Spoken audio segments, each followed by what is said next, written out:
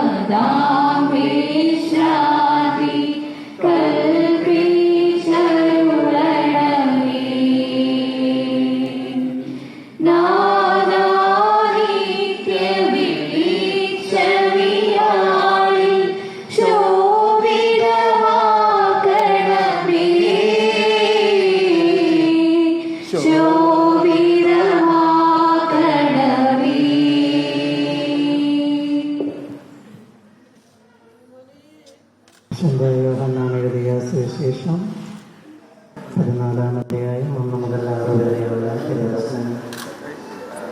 അക്കാലത്ത് യേശു ശിഷ്യന്മാരോട് അരുളിച്ചെയ്തു, നിങ്ങളുടെ ഹൃദയം അസ്വസ്ഥമാകേണ്ട, ദൈവത്തിൽ വിശ്വസിക്കുകയും എന്നിലും വിശ്വസിക്കുകയും. എൻ്റെ പിതാവിൻ്റെ ഭവനത്തിൽ അനേക വാസസ്ഥലങ്ങളുണ്ട്. ഇല്ലായിരുന്നെങ്കിൽ നിങ്ങളുടെ സ്ഥലമെന്ന് ഞാൻ നിങ്ങളോട് പറയുമായിരുന്നു. ഞാൻ പോയി നിങ്ങൾക്ക് സ്ഥലം ഒരുക്കി കഴിയുമ്പോൾ ഞാൻ ഇരിക്കുന്നിടത്ത് നിങ്ങളുമായിരിക്കേണ്ടതിന് ഞാൻ വീണ്ടും വന്ന് നിങ്ങളെ കൂട്ടിക്കൊണ്ടുപോകും. ഞാൻ പോകുന്നിടത്തേക്കുള്ള വഴി നിങ്ങൾക്കറിയാം. തോമസ് പറഞ്ഞു, കർത്താവേ, നീ എവിടേക്ക് പോകുന്നുവെന്ന് ഞങ്ങൾക്കറിഞ്ഞുകൂടാ, പിന്നെ വഴി നിങ്ങൾ എങ്ങനെയാണ്? യേശു പറഞ്ഞു, വഴിയും സത്യവും ജീവനും ഞാനാണ്. എന്നിലൂടെയല്ലാതെ ആരും പിതാവിന്റെ അടുക്കലേക്ക് വരവില്ല. ദൈവവചനമാണ് നാം കേട്ടത്.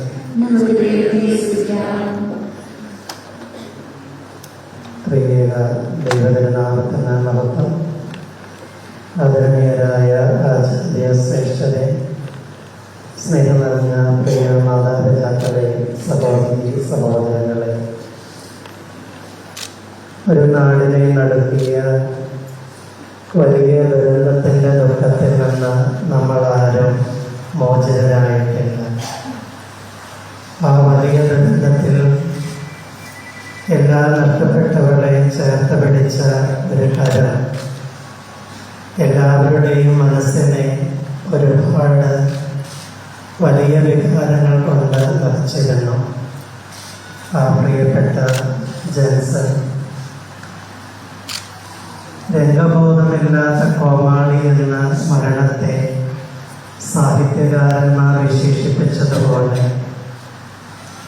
കയറി വന്ന് എടുത്തുകൊണ്ട് പോയതിൻ്റെ നമ്പരസ്മരണകൾ നമുക്ക് ആർക്കും സഹിക്കാൻ പാടുള്ളതല്ല എന്ന സത്യമാണ്.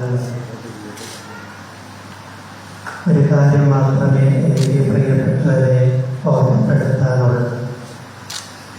മരിച്ചു പോകുന്നവരാരും നശിച്ചു പോവുകയല്ല, മറിച്ച് തിരിച്ചു പോവുകയാണ്.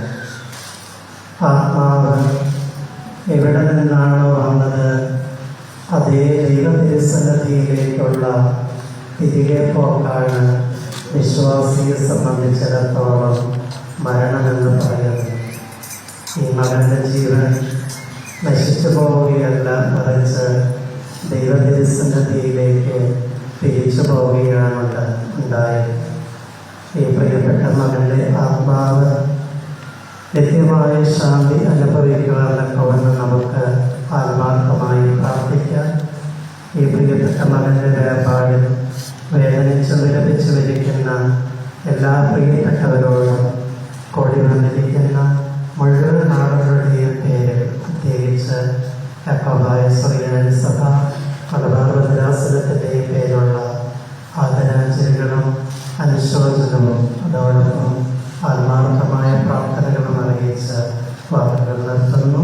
ദൈവം എല്ലാവരെയും അനുഗ്രഹിക്കും.